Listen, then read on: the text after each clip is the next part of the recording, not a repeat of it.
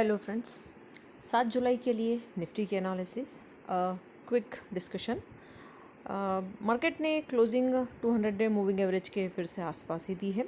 पिछले एनालिसिस में मैंने मेंशन किया था कि यहाँ पर मार्केट जो 200 डे मूविंग एवरेज के पास क्लोज हुई है, तो कल मार्केट क्या 200 डे मूविंग एवरेज से नीचे क्लोज करता है या ऊपर क्लोज करता है। एक ये पॉइंट हमने लास्ट एनालिसिस में मेंशन किया था, क्योंकि 200 डे मूविंग एवरेज पर जब तक प्राइस है वो मेरे लिए नो ट्रेड जोन होता है। जब प्राइस मूविंग एवरेज को छोड़ के किसी एक डायरेक्शन में जाना चालू होगा, वहाँ से डायरेक्शनल ट्रेड की एंट्री मेरे एनालिसिस के मेरी स्ट्रेटेजी में बनती है।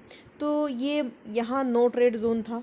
अब मार्केट ने नीचे की तरफ इंट्राडे में तो लग रहा था कि मार्केट नीचे की तरफ क्लोज करेगा, लेकिन एक सडन बाउंस लिया। देखिए, मार्केट कभी भी सरप्राइज कर सकता है, इसलिए जो प्राइस एक्शन गाइड कर रहा है उसको हमें फॉलो करना है। हमें ये प्रिडिक्ट नहीं करना है कि मार्केट नीचे।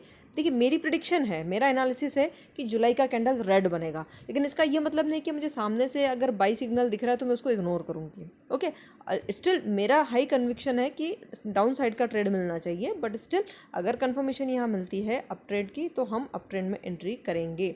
तो ठीक है, तो बहुत ही सिंपल सी एनालिसिस है ये। इस हाई के ऊपर आज का जो क्लोज है, जहाँ मार्केट ने क्लोज लिया है, इस क्लोज के ऊपर यहाँ मैं बाय पोजीशन के लिए सोचूंगी।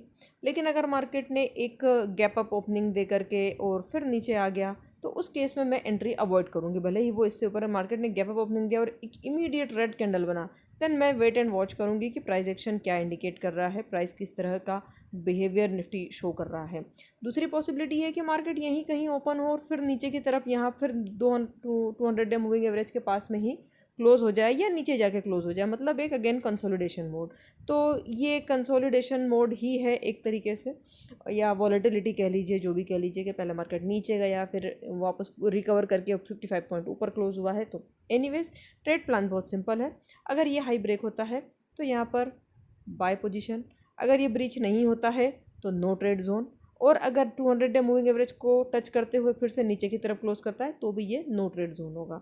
तो ये मेरी अपनी एनालिसिस है, मैं कोई से भी रजिस्टर्ड एनालिस्ट नहीं हूँ।